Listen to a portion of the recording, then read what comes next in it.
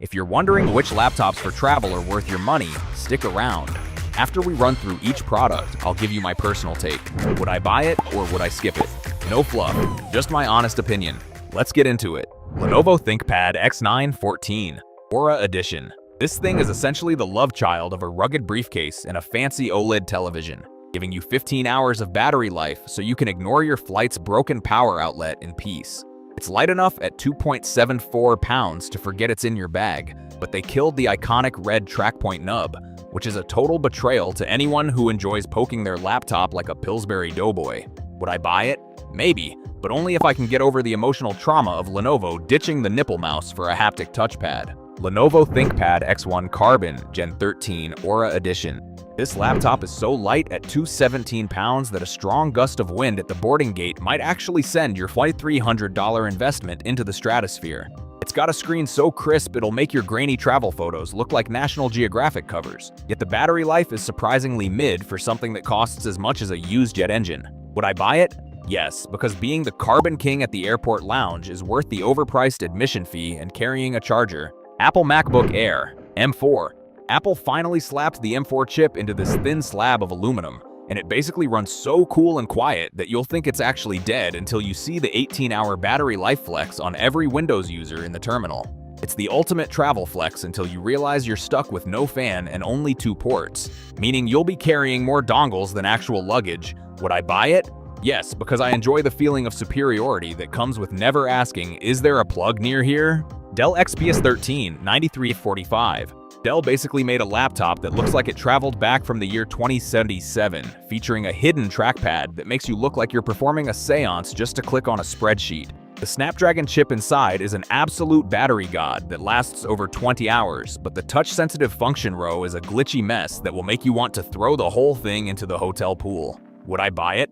No, because I don't have the patience to play Find the Invisible Touchpad while I'm jet-lagged and caffeinated. Microsoft Surface Laptop 2025. This 7th generation beauty is like the MacBook's long-lost cousin who actually knows how to include a USB-A port and a keyboard that doesn't feel like typing on a sidewalk. It'll last nearly 20 hours on a charge, which is insane. But if you try to play anything more demanding than Minesweeper on this ARM architecture, the compatibility issues will make you cry. Would I buy it? Yes, it's the most sensible Windows travel machine even if it refuses to be a gaming rig. HP OmniBook Ultra. Flip. This little 2-in-1 has a gorgeous OLED screen and a battery that actually lasts a full flight. But the weird diagonal USB-C ports make me feel like the engineers were drunk on the job. It is definitely more of a stylish flip phone of laptops than a raw power monster. But the hinge is solid enough to survive a bumpy takeoff without snapping like a twig. Would I buy it? Maybe, because while the build is sleek and portable, I really don't want to carry a dongle just to fix HP's creative port placement. HP OmniBook 5 14. This thing is lighter than my morning coffee and packs a Snapdragon chip that keeps it alive for over 20 hours, which is perfect for when you forget your charger at the airport lounge. Sadly, the build quality feels like a fancy plastic lunchbox and the keyboard isn't backlit, so good luck typing that email in a dark cabin. Would I buy it? Yes. For under $900, it is a battery king for budget travelers who don't mind a slightly cheap-feeling chassis. Lenovo ThinkPad T14s Gen 6.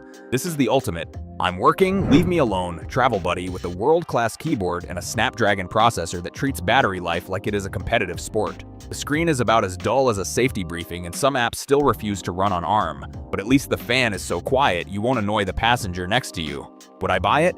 Yes, because having a reliable tank that lasts 20+ hours is worth the occasional software glitch and the boring design. Samsung Galaxy Book 5 Pro 360.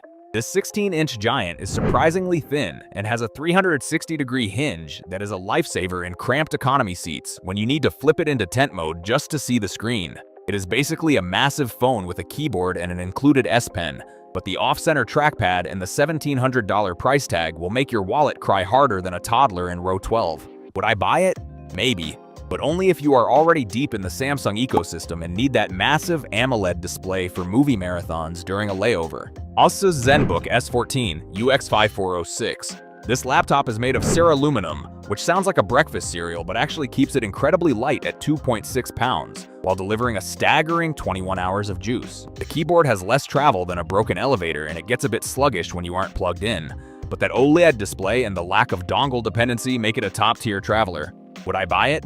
Yes, it is the most well-rounded ultralight on the list that looks expensive and actually behaves itself on long trips. Lenovo ThinkPad X13 Gen 6. This magnesium alloy tank is so light at 0.22 kilograms that you might forget it is in your bag and accidentally report it stolen.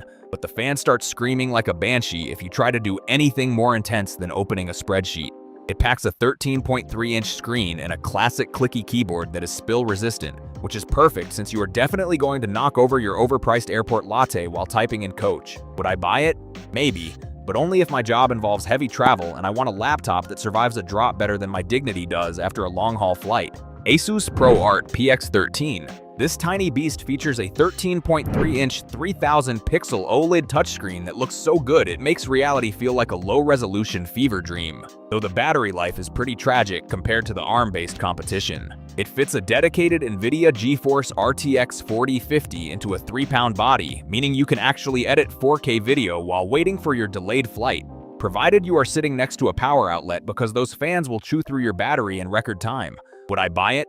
Yes, because having this much editing power in a 13-inch chassis that flips 360 degrees is basically a cheat code for travel vloggers. Asus ROG Zephyrus G14 2025.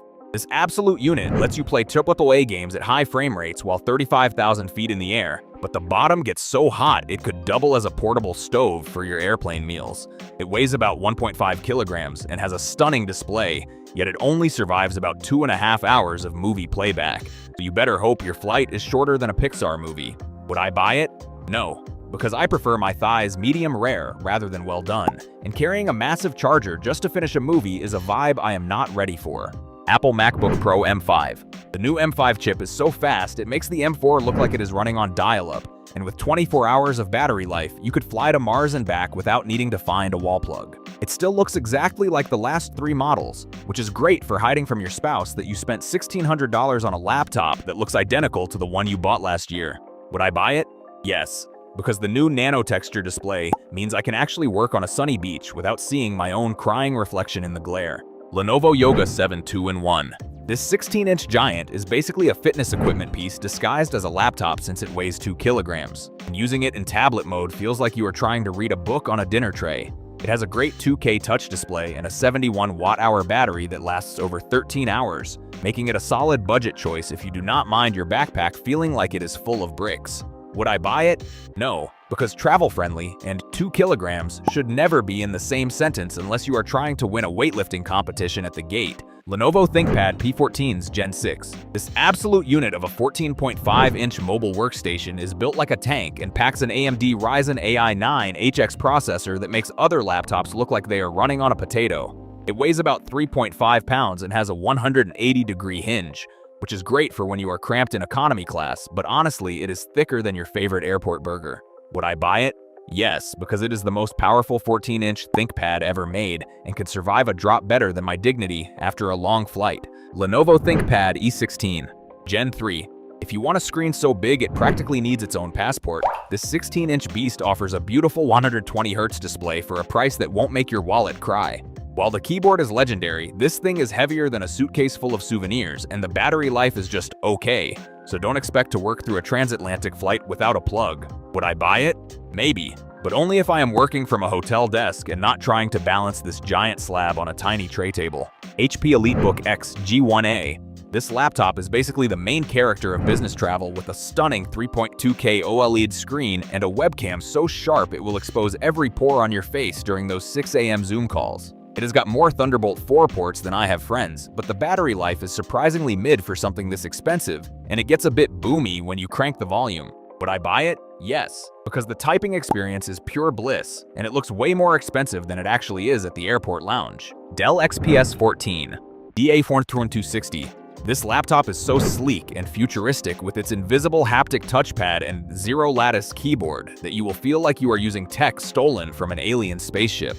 It is remarkably sturdy for frequent flyers, but Dell decided to kill off the USB-A and HDMI ports, so get ready to carry enough dongles to start your own electronics store. Would I buy it? No, because while that 120Hz OLED display is gorgeous, I am not ready to live that capacitive touch row life, where I accidentally hit the escape key every 5 seconds. Thanks for watching. I hope this video helped you pick the laptops for travel for you. If you have any questions, drop a comment below.